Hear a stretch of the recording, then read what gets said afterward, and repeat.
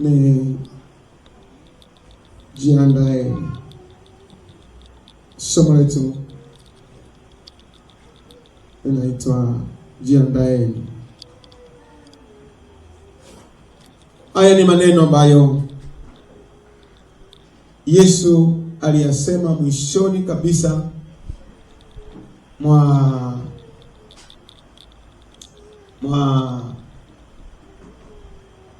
mwishoni kabisa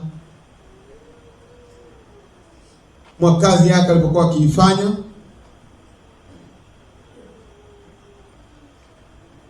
Katika miaka mitatu aliyoifanya kazi, mwishoni mwa kazi yake aliweza kuzungumza maneno muhimu sana ambayo ni ya muhimu sana kuyazingatia.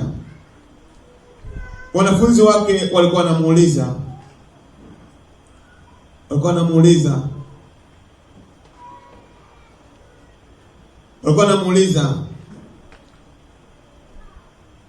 ni nini mwisho wa dunia? Ni nini mwisho wa dunia? Yesu aliweza kuwajibu jibu hili kupitia Mathayo sura 24. Mathayo sura 24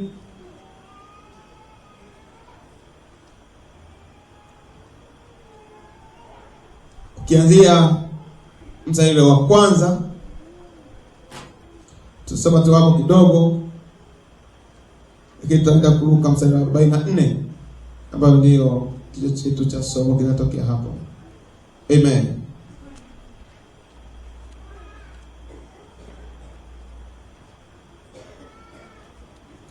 Mstari wa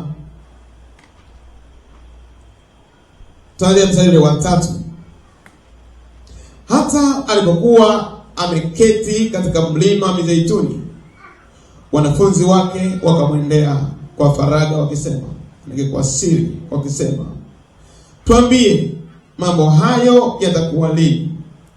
Nayo ni nini dalili ya kuja kwako na kwa mwisho wa dunia na ya mwisho wa dunia?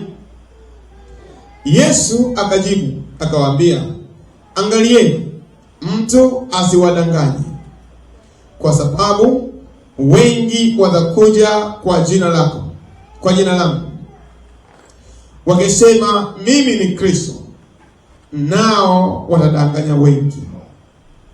Nanyi mtasikia habari za vita na tetesi ya vita, habari ya vita na matetesi ya vita. Angalieni msitishwe, maana hayo hayana budi kutukia, lakini ule mwisho bado. Kwa maana taifa litaondoka kupigana na taifa, na ufalme kupigana na ufalme. Kutakuwa na njaa na matetemeko ya nchi mahali mahali.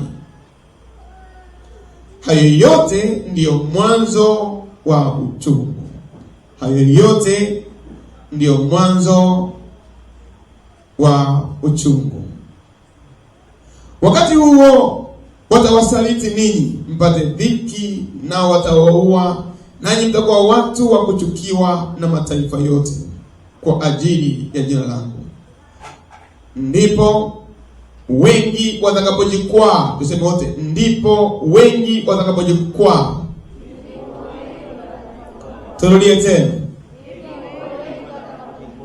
Turudie tena watu wa Mungu. Ndipo wengi watakapoanguka, ndipo wengi watakapoacha kweli, ndipo wengi wataacha wokovu wa kweli, ndipo wengi wataacha njia ya kweli, kwa sababu ya dhiki, mateso, majaribu yatakayoambatana pamoja nao. Aliyosema, na manabii wa uongo watatokea kudanganya wengi. Tuseme wote hivyo, na manabii wengi wa uongo watatokea na kudanganya wengi. Ndio tukaongeza sauti, watu wa Mungu.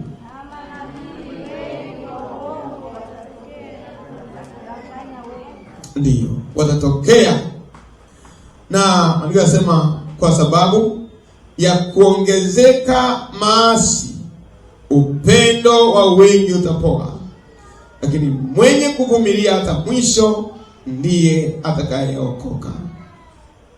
Ndiye atakayeokoka. Mstari wa 14, tena habari njema ya ufalme itahubiriwa katika ulimwengu wote kuwa ushuhuda kwa mataifa yote. Hapo ndipo ule mwisho utakapokuja. Tuseme wote, hapo ndipo ule mwisho utakapokuja.